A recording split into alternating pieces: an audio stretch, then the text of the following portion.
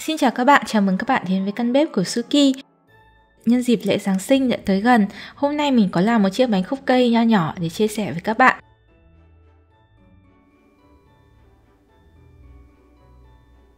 Món bánh này đậm đà vị sô-cô-la, trang trí theo hình khúc cây, là món bánh truyền thống trong dịp lễ Giáng sinh. Ai là fan của bánh sô-cô-la thì không thể bỏ qua nhé. Nếu các bạn lần đầu đến với kênh thì ngoài những món bánh này, trên kênh của mình có cả các món bánh khác cho dịp lễ Giáng sinh, ví dụ như là bánh mì trái cây panettone, bánh mì trái cây stollen, bánh quy gừng và rất nhiều các món bánh kẹo khác nữa. Các bạn có thể tham khảo để thử làm cho gia đình trong dịp lễ Tết này nhé. Đầu tiên là phần cốt bánh, nguyên liệu mình cần như sau. Với công thức mình giới thiệu hôm nay thì bánh sẽ không quá lớn, bánh 3 trứng cho khoảng 6 đến 8 người ăn. Nếu các bạn muốn làm bánh lớn hơn thì cứ nhân công thức theo tỷ lệ. Cách tính khuôn mình cũng đã chia sẻ trong một video trên kênh rồi nhé. Trước khi làm bánh thì mình cần làm nóng lò 180 độ C, hai lửa trên dưới và không có quạt. Đầu tiên mình sẽ cho vào bát 22g dầu ăn, 25g sữa tươi không đường. Sau đó mình cho vào 15g bột cacao nguyên chất.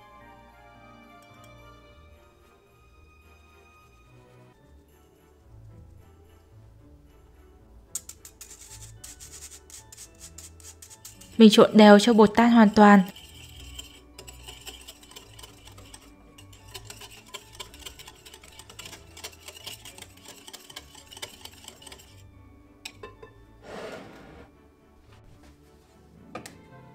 Tiếp theo mình tách riêng lòng trắng và lòng đỏ của 3 quả trứng lớn.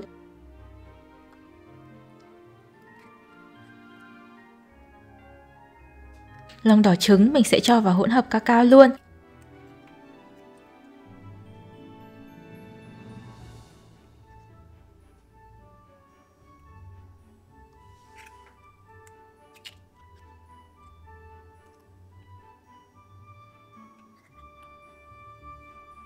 Đánh đều.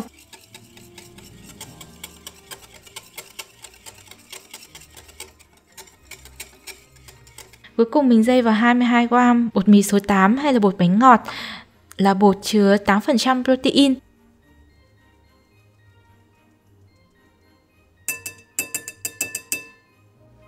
Trộn đều. Nếu không có bột mì số 8 thì các bạn có thể dùng 8g bột mì đa dụng hay bột mì số 11 và 4g bột ngô. Thường khi làm bánh cuộn thì ta sẽ có loại bánh mà mình cần cuộn sơ qua trước khi bánh còn nóng để nó vào nếp trước. Khi nguội mới gỡ bánh ra và chét kem. Một cách khác mà mình làm hôm nay đó là bánh cuộn khi đã nguội. Nhờ có tỷ lệ bột thấp, thành quả bánh khá là mềm và dễ cuộn. Mình không cần cuộn khi bánh còn nóng nhé. Khi hỗn hợp lòng đỏ đã đều thì mình đánh bông lòng trắng trứng. Mình cho vào một xíu muối. Mình đánh cho nổi bọt khoảng 60 giây ở tốc độ 1.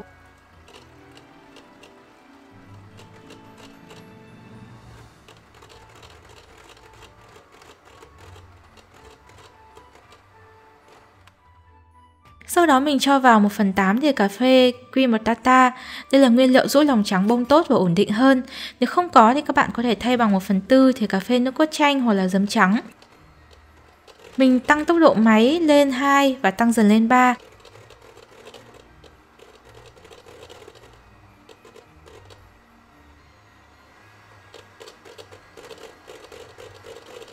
Mình đánh đến khi mà lòng trắng bông xốp, các bọt khí nhỏ dần. Khi này mình cho vào từ từ 60g đường.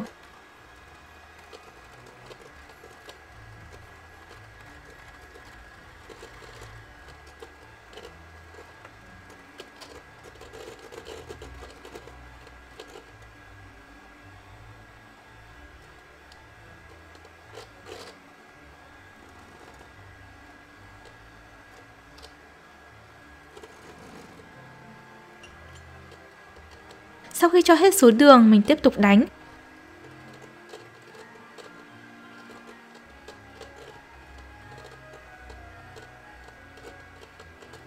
Ta sẽ đánh đến khi mà lòng trắng bông xốp và hơi dẻo, gần như bông cứng như này là được nhé. Nó sẽ hơi oặt xuống một chút. Lúc mình nhấc que đánh lên, nó kéo theo rất dẻo. Còn lòng trắng phía dưới sẽ oặt xuống nhưng mà vẫn giữ form tốt. Khi này thì mình trộn lòng trắng vào bột bánh.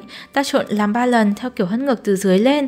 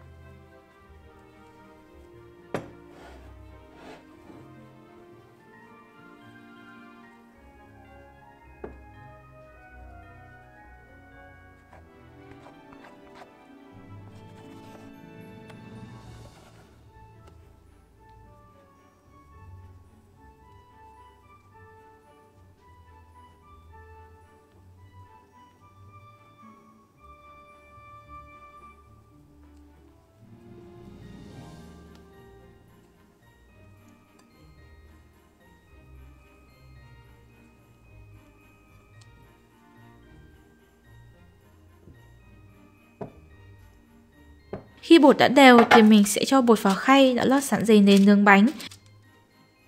Hôm nay mình làm bánh trong khay chữ nhật kích thước 33cm x 23cm. Khi mà các bạn muốn làm bánh dày hơn hoặc là muốn làm khuôn lớn hơn thì mình sẽ cần tính lại công thức theo tỷ lệ. Chi tiết cách tính thì mọi người có thể xem video về cách tính khuôn mình đã chia sẻ trên kênh nhé.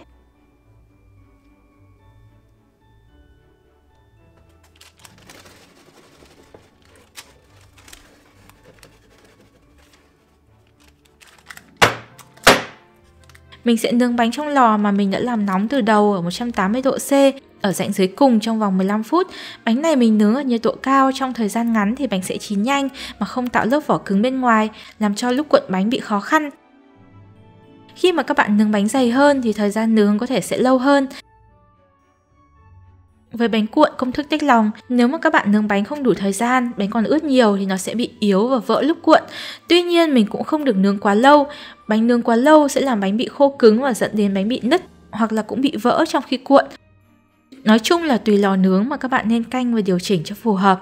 Thực ra về bánh khúc cây nếu mà nó có bị nứt một chút thì cũng không sao, vì mình có thể che đậy bằng lớp kem phủ, nhưng mà nếu nứt nhiều thì khá là vấn đề nhé. Sau khi bánh chín thì mình lấy bánh ra, đập bánh khoảng 2 lần xuống mặt bàn để bánh không bị xẹp quá nhiều. Trong quá trình nguội thì bánh sẽ co một chút. Sau đó mình úp một tờ giấy nến lên trên bánh, úp bánh lại để bóc lớp giấy ở đáy bánh ra.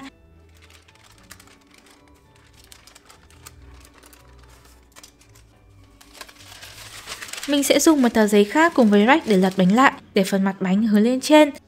Mình để bánh giữa hai lớp giấy nến như vậy đến khi bánh nguội hoàn toàn. Trong lúc đó thì mình có thể chuẩn bị phần kem. Kem bánh hôm nay mình dùng kem whipping cream đánh với bột cacao. Mình dùng 100ml kem tươi. Mình cho một chút kem vào bát với 8g bột cacao nguyên chất, ta trộn đều.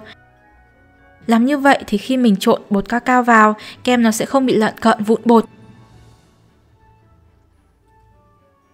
Sau khi trộn thì mình sẽ thu được hỗn hợp sền sệt.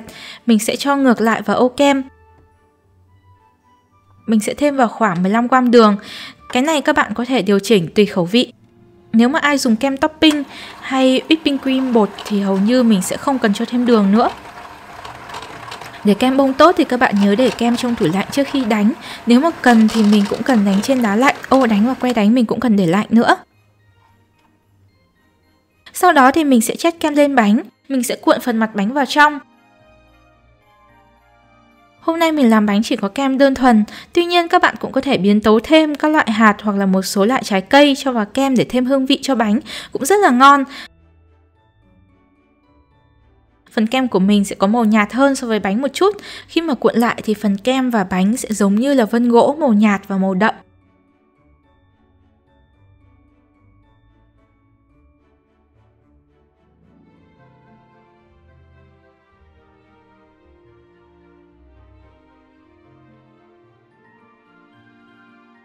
Sau khi cuộn bánh thì mình sẽ bọc kỹ.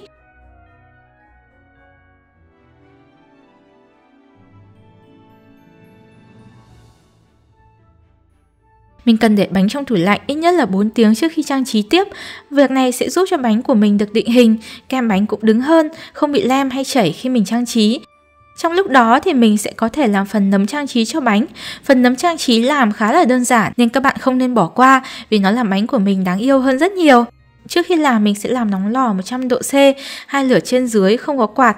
Mình sẽ có một lòng trắng trứng. Mình cho vào một xíu muối.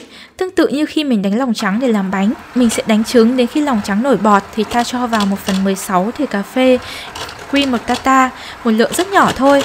Nếu không có thì các bạn có thể thay bằng 1/4 thìa cà phê nước cốt chanh hoặc là giấm trắng.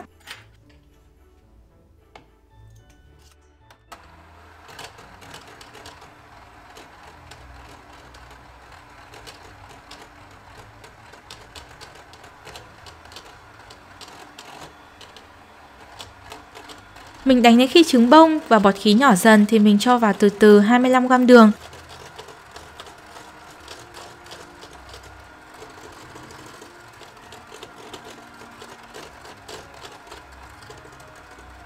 Sau khi cho hết số đường thì ta đánh tiếp đến khi lòng trắng cứng và đặc dẻo.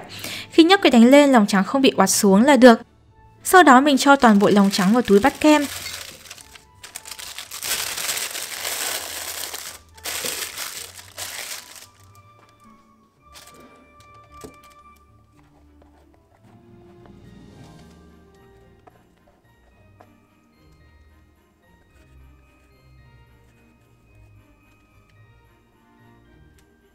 Mình dùng thảm nướng silicone để nướng vì nó có in hình khá là tiện. Các bạn cũng có thể dùng giấy nến bình thường. Tuy nhiên mình cần chú ý dùng giấy có chất lượng tốt một chút để cho bánh không bị dính vào giấy nhé. Mình dùng đuôi tròn để bóp lòng trắng trứng. Mình dùng đuôi Wilton 2A. Các bạn cũng có thể dùng bất cứ loại đuôi tròn nào, hoặc là mình đơn giản là cắt đầu miệng túi là được. Với phần mũ nấm thì mình bóp hình tròn kiểu bán cầu. Còn với thân nấm mình sẽ nhấc miệng túi cao một chút để bóp hình thuôn cao hơn.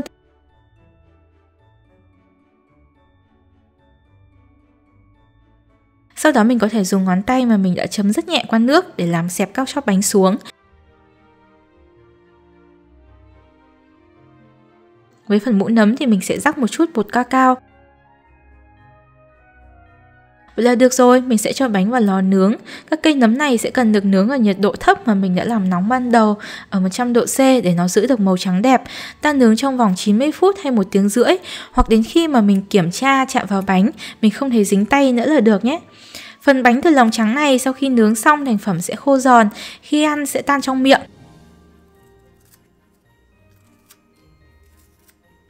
Để trang trí thì mình sẽ gọt bớt phần chóp thân cây cho nó bằng phẳng.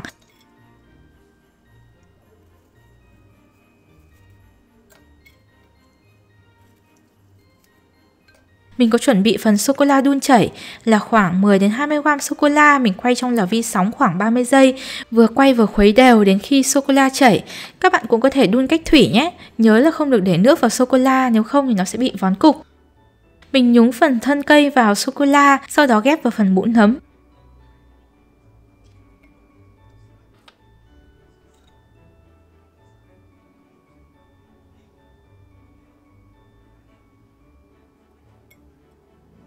Mình để như vậy một chút là sô-cô-la đã cứng lại. Khi này thì các cây nấm của mình đã hoàn thành. Bánh từ lòng trắng trứng rất dễ bị ẩm và ỉu đi. Các bạn nhớ bảo quản trong hộp kín thì nó sẽ luôn giòn nhé. Cuối cùng để ghép bánh và hoàn thành bánh thì mình sẽ làm phần sô-cô-la phủ. Mình bắc lên bếp đun cách thủy 140 g kem tươi, whipping cream. Khi kem đã nóng thì mình cho vào 150 g sô-cô-la đã bẻ nhỏ. Khi này mình tắt bếp hoặc để lửa thật nhỏ, ta sẽ khuấy đến khi sô-cô-la tan hoàn toàn. Phần phủ bánh này chỉ có 2 thành phần cơ bản vậy thôi.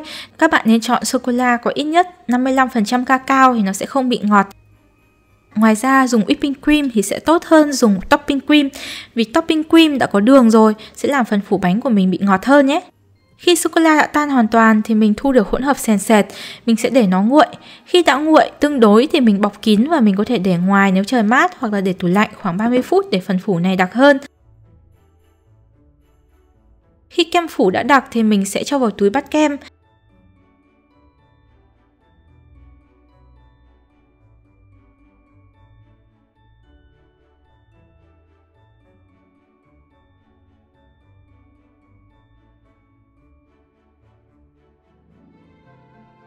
Cuối cùng để trang trí bánh thì mình cắt bánh một khúc hơi xéo xéo thế này để làm nhánh cây. Có thể tỉa tót một chút cho nó vừa với đĩa của các bạn. Sau đó mình bóp phần sô-cô-la phủ bánh. Các bạn có thể trà láng phần phủ trực tiếp lên bánh. Tuy vậy thì việc dùng túi bóp kem giúp cho mình làm phần kem phủ được đều hơn.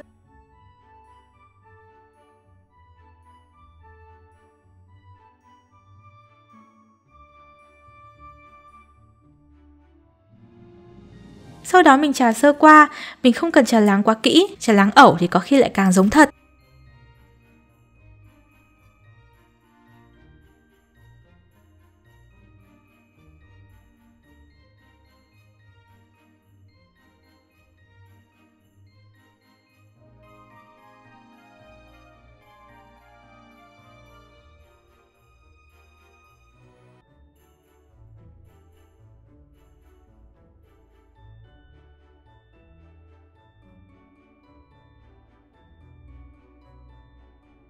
Mình dùng một cái nĩa để tạo các đường vân giống như là vỏ cây.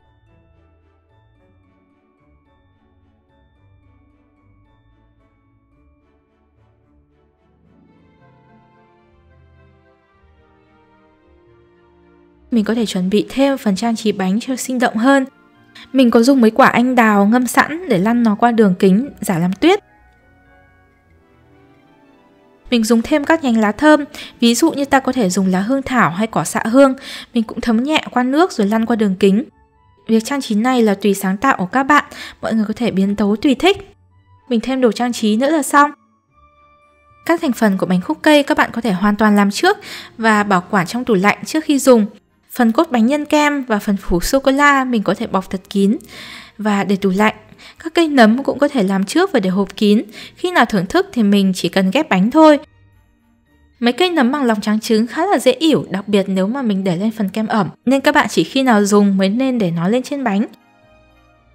Món bánh của mình đã hoàn thành. Nếu các bạn thích video này thì hãy cho mình một like và chia sẻ nha. Chúc tất cả mọi người một Giáng sinh an lành và ấm áp. Hẹn các bạn trong video tới.